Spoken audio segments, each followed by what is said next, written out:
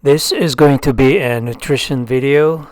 Some of my less watched videos, but I just need to put out this information anyway. I think it's useful. I tried to cook up a big pre-ride meal with at least 100 grams of protein and something that's edible, and also in the spirit of Lent to be at least vegetarian, if not vegan. So this is what I came up with, but at first let me go into the equipment that I was using. The first piece to mention is my goggles. I use this whenever I cook, whenever I work on the bicycle. It keeps the fumes away from my eyes and it protects me from some splinter particle, be that a piece of chili pepper or a piece of sharp that comes out of the bike. So I just highly recommend that you have one of these in your toolbox. I'm providing links below for everything I mentioned.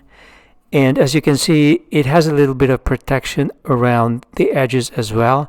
So if you pull it up really tight close to your face, it's even going to limit the fumes that would come out of the onion that you're slicing, which is a really nice added benefit to it. An even more important element is the Berkey filter I am using.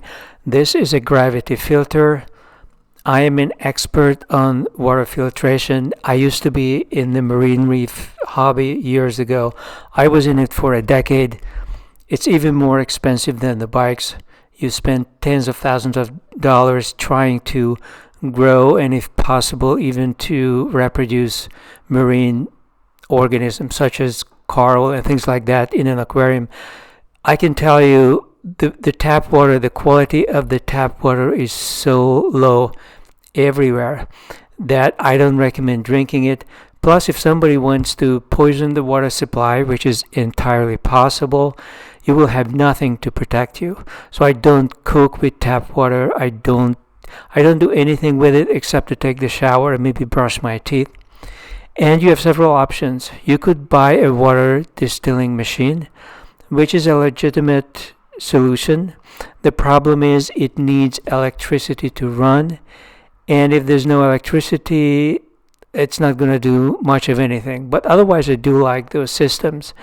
There's also the reverse osmosis, which can give you water clean enough for any kind of coral or fish to live in it. It's good enough for human consumption. The problem is it requires an enormous amount of water pressure.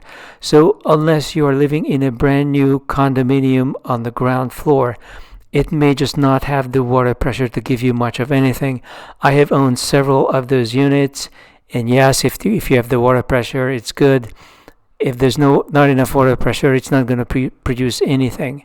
Plus, if the water is severed to your unit for whatever reason, it's not going to work. So with a gravity filter like the Berkey, even if the electricity is knocked out, even if there is no water, I can literally walk to the nearest pond and pick up a gallon of water and filter it, and I'm going to be able to survive on that.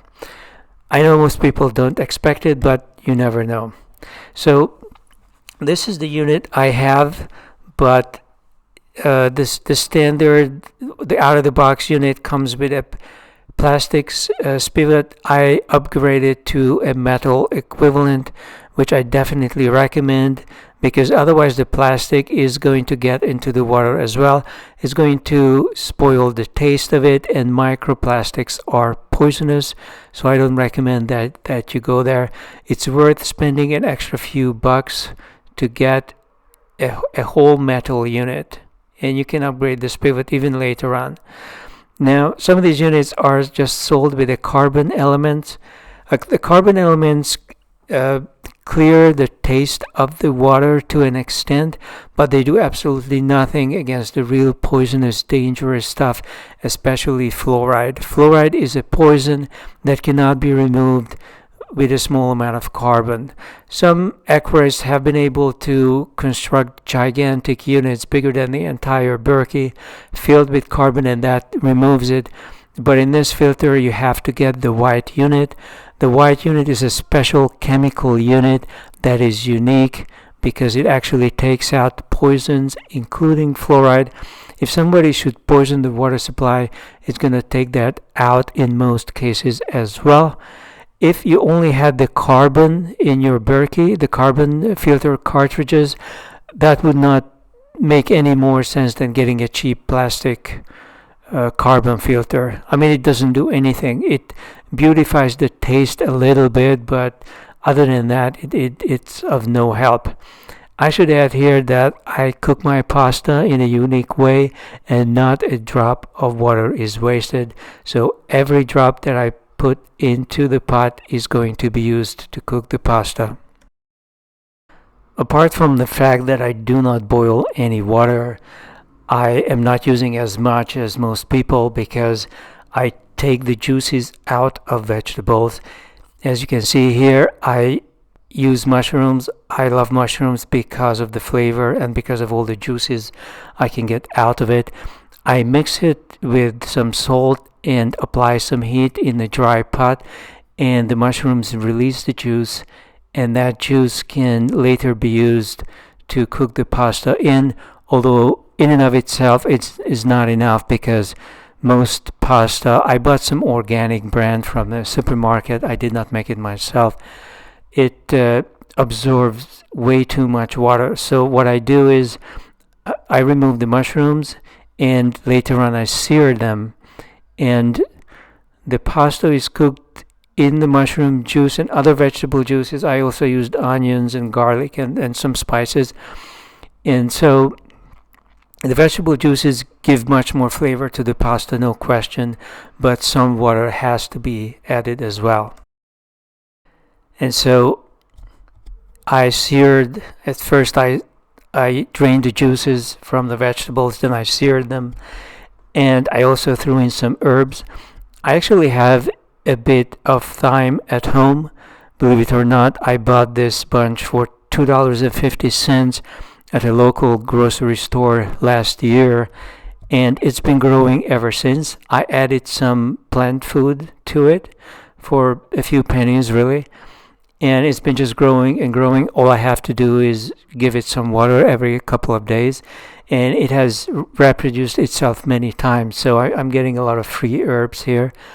And I added a little bit of chili pepper, a little bit of paprika, a little salt, things like that.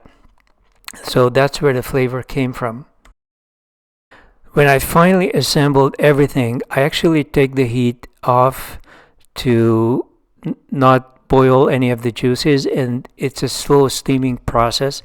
If you drop in a few drops of oil, the pasta is not going to stick together. You just need to stir it. And as you can see, I put in the vegetables. I added 2 cups of cottage cheese for more protein.